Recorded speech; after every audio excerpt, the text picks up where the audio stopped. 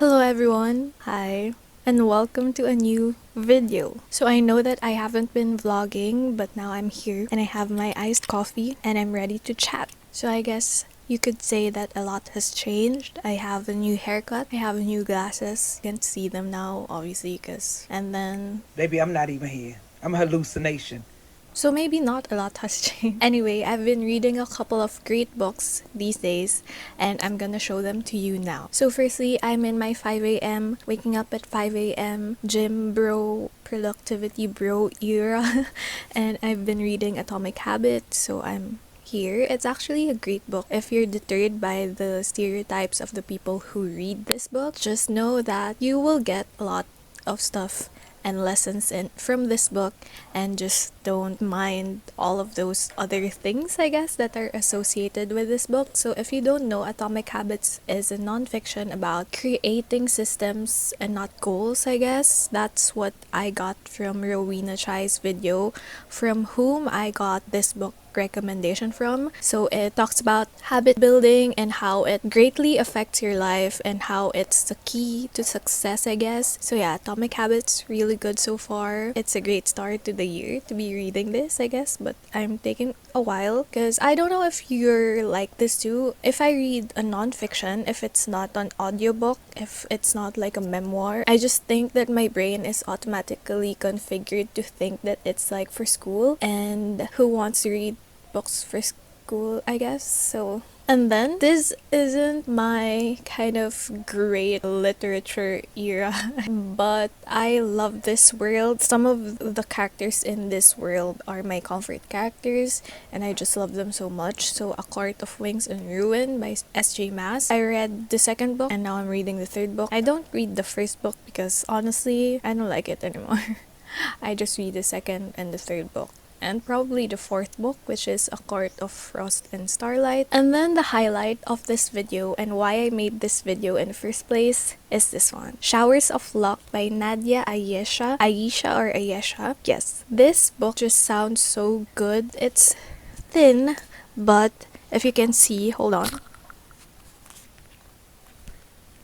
Can you see it? It actually has small writing, I guess. It's a thin book, but it contains a lot. And this is about a story in pre-war Singapore, an era or a timeline that I haven't read yet before. And I think from reading the synopsis of this book, I think that it's gonna be similar to The Stationery Shop, which I loved last year. It says that it's inspired by a true story. Showers of Luck follows the life of two characters, Lily and Khalid. Lily is a hard-working young nyonya who stays with a distant aunt's family following the advice of a fortune teller that she should be given away after birth. She develops a crush on her handsome Muslim neighbor Khalid, who is trying to fulfill his filial duties to his estranged parents and to do his best for the upcoming senior Cambridge examinations.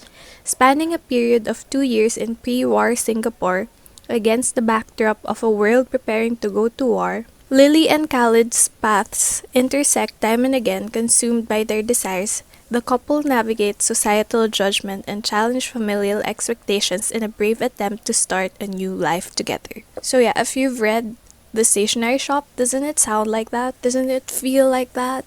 Aren't you excited to read this as well? So this was actually sent to me by Penguin Books Southeast Asia, and you know me, I always love supporting Asian authors, and especially now that we have like this specific like Southeast Asia Penguin Random House. So now we get to support the authors specifically from our area in Asia. So this is about Singapore. Haven't read many books that are set in Singapore, except perhaps like Crazy Rich Asians, but that's a whole different story. The culture is not as traditional, I guess, as it is in here, and I think this book also shows how much of a melting pot Singapore is. I'm only 39 pages in this book, and yeah, it just has a lot of these cultures. Singapore really is a melting pot. It has this backdrop of colonization since they're colonized by the British, I believe. Just have a lot of thoughts and I'm loving it so far. So now I actually have to study first. I will be reading this, prioritizing this Also, this cardigan, it keeps falling down. It's supposed to be like that, but it's annoying, kind of. Yeah. Do I bring you studying with me? Okay, you can come for a little while, I guess. If you need the motivation to study as well, this is the time. In 3, 2, 1. Pick your season or occupation. It's time to send in your application. Get to know your short-term friends you only talk to till summer ends.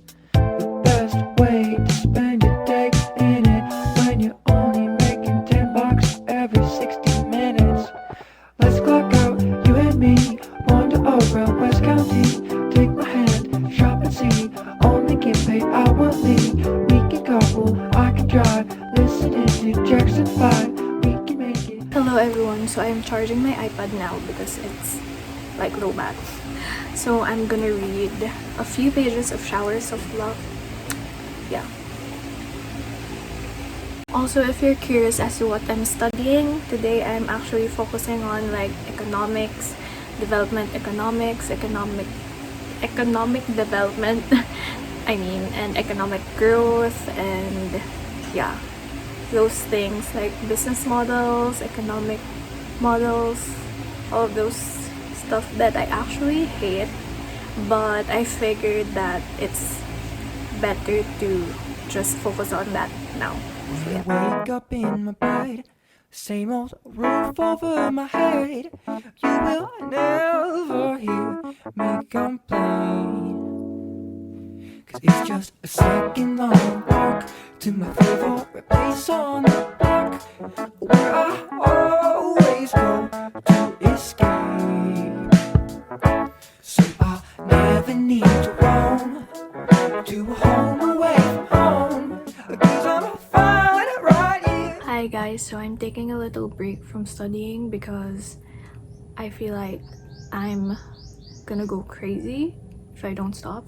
So I'm just gonna read Showers of Luck while lying down, which is a bad idea, but and I also moved on from studying economic stuff, so I just read like half or studied half of it, and then I moved on to another topic which is more related to like architecture, urban design, green design, and stuff like that.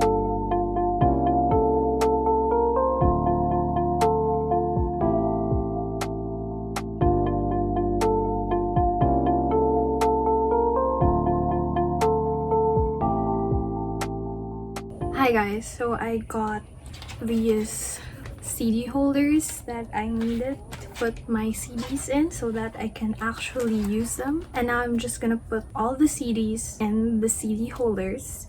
And I'm just gonna talk to you about my research on this. It's a very brief research. So this book, this, in case you forgot that I'm reading it, that book is actually set in like pre-war Singapore. I think I said that. Personally, I don't know much about Singapore's history aside from the fact that they were colonized by the British. So apparently Singapore and 2 other areas which are in Malaysia were in this kind of like colony states which were named the Strait Settlements. So they were in the British Empire's rule at the time. And so in this story, there's actually a word to describe the girl, and it's called Nyonya. And I thought it was kind of like a kind of title in society, I don't know, but apparently it's related to the Peranakan culture. So the Peranakans, I think, are mostly the people who migrated to Singapore at that time and were kind of like the first settlers, I guess. And they dress like this. It's very specific, and they also have this kind of distinctive thing about them, like their outfit, which are beaded slippers, which is also in the story. So these beaded slippers are super intricate, and they make them using a canvas, I think. So they have a canvas and they put the beads. I don't know, but yeah, that's what happens. And at the back it also says that it's pre-war, so I was assuming like that there's a war. So I know, obviously I know that there's World War II. And World War II, obviously we talk about that at length in our history classes, but not really discusses like the specifics of what happened to the other countries involved in the war. So for Singapore, actually, the Strait settlements, I think all of them were under Japanese rule after the First World War, but then they were actually given back to the British. And then there was this nationalistic ideology that the British are not capable of ruling them anymore. So I guess they were given more freedom and stuff like that. So yeah, that's what I gathered from my very, very brief research. But I think it's very substantial to my understanding of the book. So yeah. So now I'm gonna put all of the things in the things. Old routine. Let's stick to ones and O's. I hate to break, but Hello everybody, so last night I finished Showers of Luck and I definitely enjoyed it. So this is a 3.75 to 4-star read for me. So it definitely is like very brief in a sense that you don't get to see everything that happens to the characters. You don't see certain facets of their lives, so it's very focused in certain aspects, if you get what I mean. So if you're looking to be able to fully connect with the characters, you really won't be able to, except if you kind of approach the book knowing that this is a short book and that this is what the author meant to portray. So I definitely learned a lot about the Peranakan culture, about the history of Singapore in this book. So that's the thing that is most beneficial for me, because I really didn't know much about Singaporean history before, and this just goes to show that Singapore is very diverse and this rich history and rich melting pot of cultures. And at the end of the book, it also has this historical note, so you can read that. I guess you can read this first before you actually read the book, so then you kind of know beforehand, because this is the kind of book where if you're curious about the world, you have to research more about it yourself.